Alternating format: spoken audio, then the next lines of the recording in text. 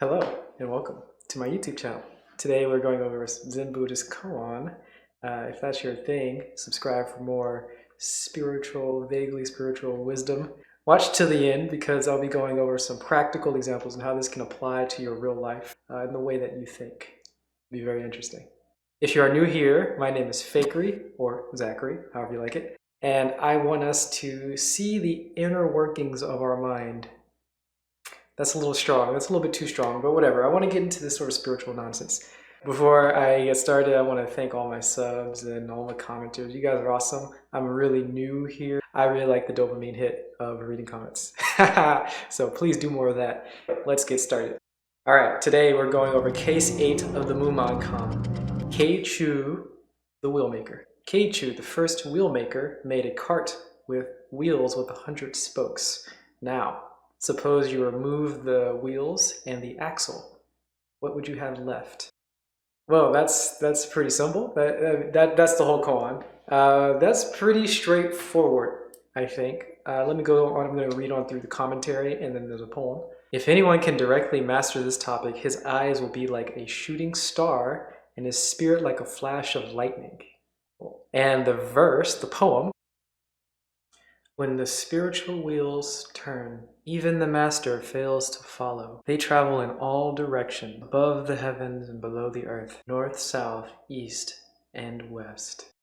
All right, this is pretty simple. So very straightforward. Let's take a look at remove as a literal term, right? You have a cart, and if you remove the wheels and you remove the axle, what do you have?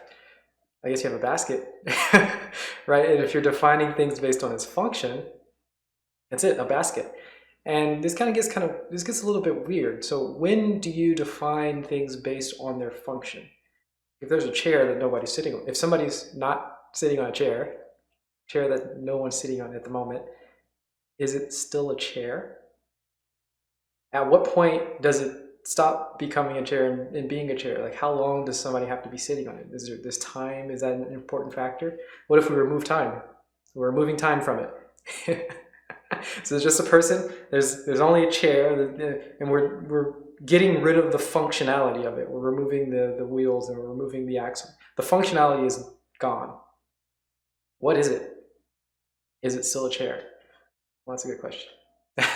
This is only a part of the koan. I haven't really thought very deeply in this part of it. Like when, well, I'm thinking of it now. Let's say if you identify yourself as, for me, like for example, I identify as a musician. But if I'm not playing music, am I no longer a musician? Right, the functionality's gone. So I'm no longer a musician? I don't know. I don't know. That's a tough one. And that can apply to lots of things, right? Definitely for lots of art. Or, you know, for a table, if you sit on a table, there's functionality there. Is the table now a chair? I don't know. But I don't think that's the main function. At least this is not my this is not what I was thinking about mainly when I first read this koan, or as I've been reading the koan. The way that I think about it now is sort of removing everything, not just removing the wheels and the axle, sort of everything. So you have the cart and you remove wheels, axle, basket, whatever. What is left? And the removal process doesn't have to be a literal removal process. It doesn't have to be actually physically getting rid of it, just sort of breaking this down. And underlying all of that, what is it? What's left? Is there a cart there, really? Is there a cart left? When all the parts are separated, is there a cart? Of course, the answer is no, right? There is no cart. But what is it? What is there?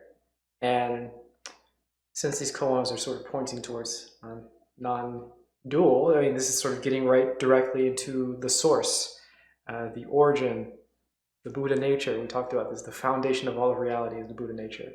But that's just one way of saying the same thing, and there are lots of different words for it. It can be the origin, it can be the source, it can be the void, it can be emptiness, it can be nothingness. All these words sort of point to the same thing. Once you remove all the parts, what is there? And so we talked about this in case 1 with scrutiny. there's this sort of delegitimizing thing that certain people do. Maybe you do it. I certainly do it. I have done this in some cases, where there's something presented, and then we sort of break down the thing that's presented into its parts and delegitimize the whole. So in this case, it's like this is a cart. Somebody's saying this is a cart, and of course we're saying that it has a cart with wheels of 100 spokes. So it's a miraculous cart. It's a real fabulous cart. And somebody comes around and says, well, I mean, yeah, it's nice and it's moving things, but really, it's just a wheel and it's just an axle. There's nothing else, not more. It's just a wheel and axle. And this can go on with somebody saying something like, well, that's just junk food, right? Junk food, that's just a bunch of MSG and a bunch of sugar, right? It's not something beautiful. It's not really grand. It's not really... And we can give lots of examples for this sort of thing. Love, maybe. Yeah, it's not really love. Like, love doesn't really exist. It's just chemical reactions in the brain. It's just trying to make you make more babies. So love isn't real. Love isn't real. It's just is the important thing. It's just this. It's just... We can get into different examples like nothing really touches. You heard this before? Nothing really, like things don't actually touch. It's just the electron repulsion force, the strong force. I don't know what the physics term, but it's just, you know, forces, electrons pushing against each other. The actual things don't literally touch. Or magenta isn't a real color. It doesn't actually exist. What it is just, I think it's the red cone and the blue cone firing at the same time. But since generally when red and blue would be firing, it would be green. It would combine into green. But if the green isn't firing also, it just makes up this new color, which is magenta. So magenta isn't real. Magenta doesn't really exist. Or purple, you know, something like purple doesn't really exist. Purple, magenta, it doesn't really exist. It's just this phenomenon. We're explaining the mechanism. And this can go on. Something like orange juice doesn't really cure the common cold, or vitamin C doesn't cure the common cold. That's just placebo. Yeah. And then we can go even crazier, right? Santa Claus doesn't really exist. That's just your parents buying gifts on a specific day. God doesn't actually answer your prayers. That's just confirmation bias. God doesn't even really exist. That's just your thoughts and your feel. You feel good because you've associated good feelings with a certain place. You think that God is speaking to you, but God doesn't really exist. Or manifestation doesn't really happen. That's just confirmation bias again too. Chakras and kundalini energy and ki, or chi, these energies, they don't really exist. That's just your imagination. And then of course in Buddhism, the self doesn't exist. That's just the 5 aggregates. And then going on and on, the universe doesn't exist. That's just the interaction between the 17 fundamental particles of the world, and then even those can probably get smaller. We can delegitimize anything with this. It's not what you think it is. It's just something else, which can be a good thing in certain cases, right? So we can talk about, like, you know, fear isn't fear. It's just, you know, some internal body feeling and some thoughts that you have and some mental images. And if you actually break it down, it's pretty helpful to get over isn't the right word, but it's helpful to sort of see beyond the illusion there. And it's also helpful, well, I mean, in this case, it's nice generally to feel the nothingness, to really break down everything, to feel the no self. I was talking about the self, to really break that down and get rid of all of those ideas, to investigate every single idea that you have and just see them as just nothing. And you get to the underlying layer, and all you have is infinite Buddha nature, or the Tao, or nothing, or, you know, infinite love, however you want to call it, doesn't matter. It's all just nothing, which is kind of cool, because in this koan, it's kind of, in the koan we're talking about the wheel maker, and he says that he has wheels with 100 spokes. So it's saying that it's a magnificent thing and is also nothing. So it's a little bit of both. And that's something that's good that you can recognize. So even if there's something, it's nice to apply this to everything so that you recognize, at least in my case, I like to do this, I can recognize that I do some weird things like talk to my bed and ask my bed for help or assistance in certain things. And it works. Now, I don't actually think that there's a spirit in my bed.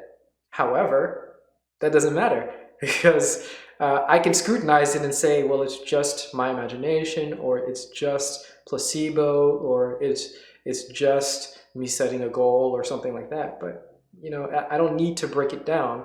You can, if you would like to, if that's necessary, but you don't need to do these certain things. It's kind of interesting to realize that where you place your scrutiny sort of breaks things down, but it's not necessary. If you do it to anything, everything falls apart.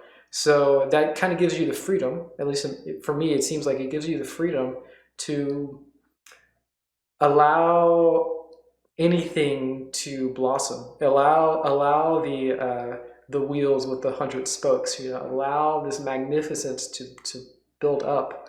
And you can break it down if you need to break it down at some point, but you don't need to. You can just allow it to be there. Okay, on to the commentary. If anyone can directly master this, his eye would be like a shooting star and his spirit like a flash of lightning. So I think this is very similar. Well, this is just saying your eye, what you think, what you function, the function of your eye will be like a shooting star. It disappears really quickly. It's ephemeral. Your spirit is like a flash of lightning. It's there and then it's not there. Well, it disappears. It suddenly fades. When you think you see it, then you realize it's not there anymore. And then on to the verse.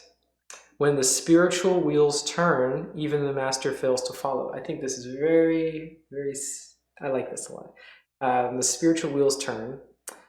Again, this is more saying the magnificence, right? Like all of the rituals and such of Buddhism or of any other spiritual tradition, these spiritual wheels are turning and they're magnificent, they're great, but they aren't, there's nothing there. There's nothing to follow. Even the master fails to follow. There's nothing to follow. Scrutinize it.